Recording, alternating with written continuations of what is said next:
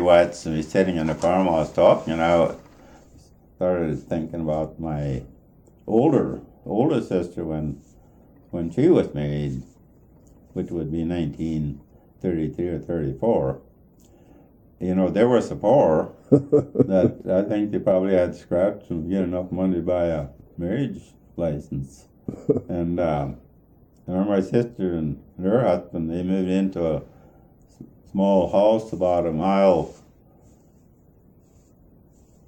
and a half, or probably not quite that, from our home farm. And it was a little house. There was just one room. And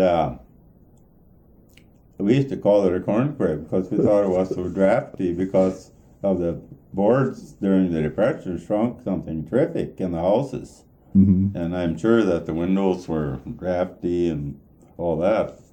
And so the first winter, and it was cold, blowing dust mostly. I don't get in, it's mostly dust storms. And they were way below zero. And they had a one-room house, and I think they had the bed and the kitchen and everything was in one room. And I think they fired that old kitchen range until it was probably jumping on the floor and trying to keep warm.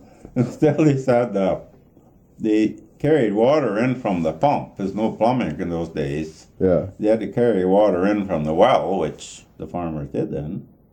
And that they'd usually fill up the water pail in the evening.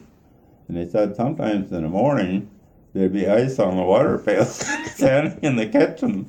And that's how cold it got at night. And that house was really drafty, and I thought, oh, our farmhouse wasn't. It wasn't drafty. It was pretty solid, you know. We didn't have to worry about. I don't think a water pail would freeze at night in the house. And there they lived the first winter, and I thought, oh my gosh, what a way to get started. And did you ever go visit them? Yeah. Oh, I'd maybe I remember one time my mother was baking bread and she made quite a few loaves to make one, so she said, "Why, I'll pack up a bunch of loaves of bread here in this basket or whatever I carried. If you want to run across," I cut across the field. It was probably a mile. Uh-huh. I'd cut across the field. I didn't go around the road, and I'd go over there and visit. And so I remember one time that I did that. I probably visited her every once in a while. You know, we'd cut across the field about a mile if the weather wasn't too bad. So, and I always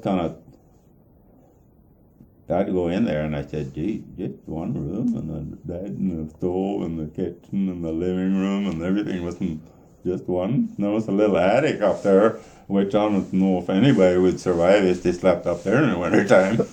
And then that was the experience of one of my sisters when they first were married.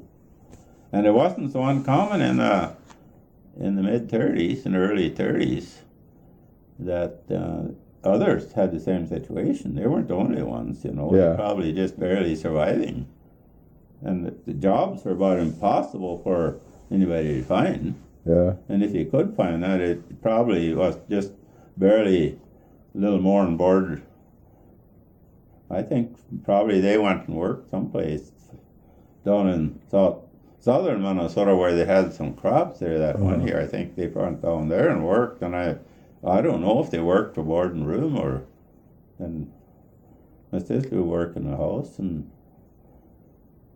he'd work out in the field helping out. Uh-huh. But maybe they got paid a little bit for it, I don't know. But anyway, they survived.